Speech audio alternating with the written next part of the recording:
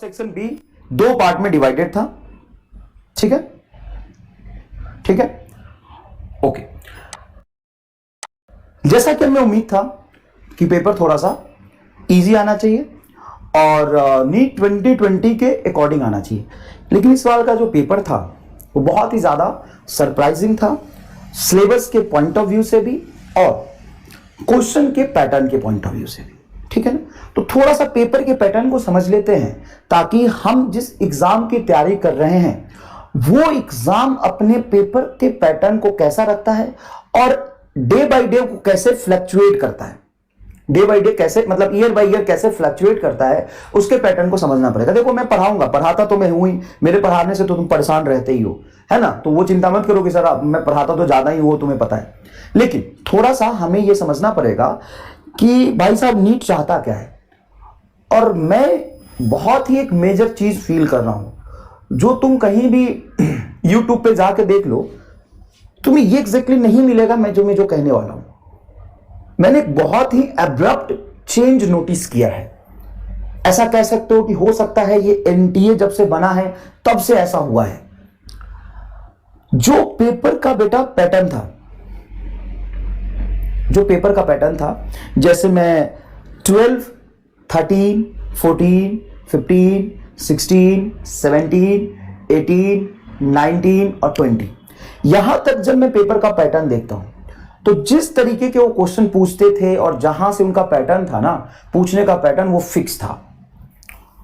जैसे एलटीआर भी लेके आया था मैं, तो बहुत सारे क्वेश्चन टॉपिक एलटीआर से आए हैं, लेकिन जितना उम्मीद था उतना नहीं आया है। आई ऑनेस्टली एक्सेप्ट कर रहा हूं मैं इस बात को, और ये इस वजह से हुआ है कि साफ साफ पाई का फेज डिफरेंस है। नीट 21 का जो पेपर आया है वो 16, 17, 18, 19 और 20 के पैटर्न से बिल्कुल अलग पूछ लिया है। मैट्रिक्स मैच वाले सवाल तो साहब नीट में आज तक आ ही नहीं थे, दो सवाल तो मैट्रिक्स मैच के पूछ लिए उन्होंने, समझ रहे हैं आप, मैट्रिक्स मैच करने वाले पूछ लिए थे। सेशन रीजन इस तरीके से ऑब्जेक्टिव में नीट में कभी नहीं आया था, तो उसने ऑप्शन ए और बी करेक्ट करने वाले पूछ लिए थे। दूसरी बात, जो टॉपिक का डिवाइडेशन है वो बहुत ही सरप्राइजिंग है, और कैसे सरप्राइजिंग है मैं आपको बताता हूं, सरप्राइजिंग कैसे है। सरप्राइजिंग कुछ इस तरीके से है कि मैकेनिक्स से जो टोटल क्वेश्चन पूछे सेक्शन ए में पूछे 8, मैकेनिक्स से 8 क्वेश्चन सेक्शन ए में पूछे और सेक्शन बी में पूछे 6, तो टोटल क्वेश्चन कितने हो गए मैकेनिक्स से? 14 क्वेश्चन हो गए, 14 क्वेश्चन सिर्फ और सिर्फ मैकेनिक्स से। और मैकेनिक्स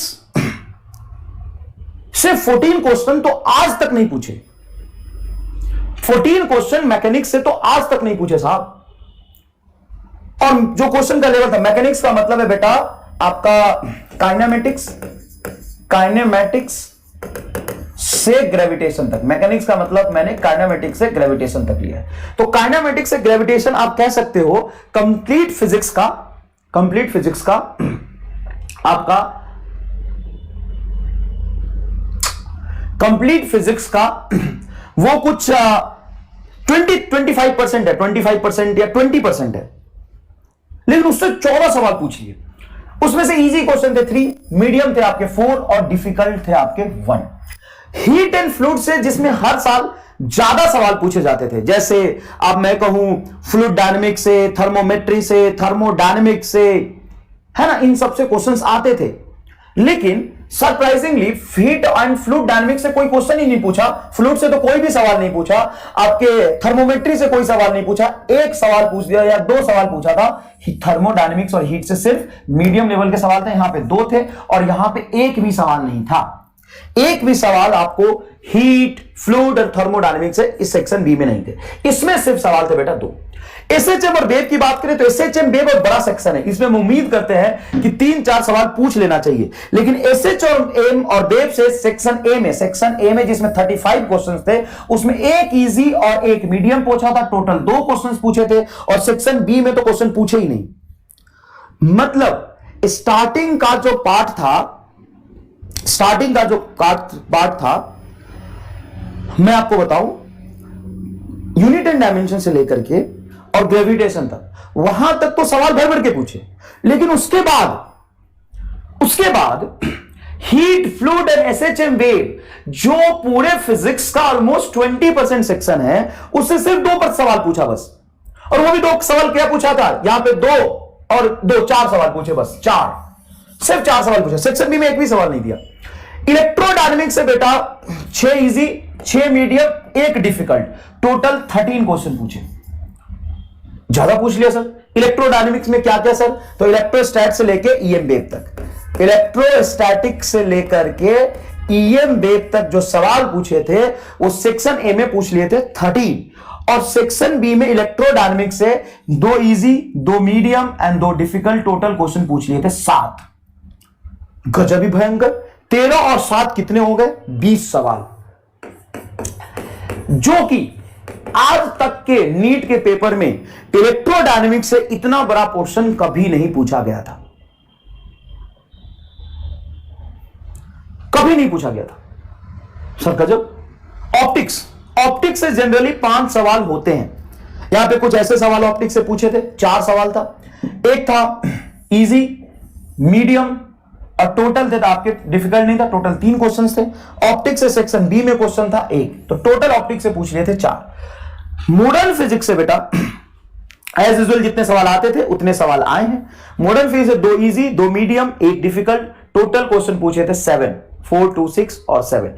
और यहां पे एक सेक्शन बी में था, वो थोड़ा सा डिफिकल्ट था, मीडियम था, उसमें से 1 सवाल पूछे थे। तो मॉडर्न फिजिक्स से टोटल कितने क्वेश्चन हो गए, 8। मॉडर्न फिजिक्स से टोटल क्वेश्चन पूछे 8, जैसा कि हमेशा मैं एलटीआर में बोला था, सेम उसी टॉपिक से आया है, डी ब्रॉगली वेवलेंथ से, फोटो इलेक्ट्रिक इफेक्ट से, पीएन जंक्शन डायोड से, एन टाइप पी टाइप के नेचर से, उसी से सवाल डायरेक्ट पूछे थे, 7 सवाल पूछे थे। यहां पे जो वेटेज हाई था वो मैकेनिक्स वाले क्वेश्चन से था और इलेक्ट्रोडायनेमिक्स वाले क्वेश्चन से था। आप कह सकते हो कि 80% पेपर, 80% पेपर आपका बस 3 ही सेक्शन से था, एक सिंपल मॉडर्न फिजिक्स, दूसरा आपका मैकेनिक्स और तीसरा इलेक्ट्रोडायनेमिक्स। 3 सेक्शन से पूरे 80% पेपर बने थे,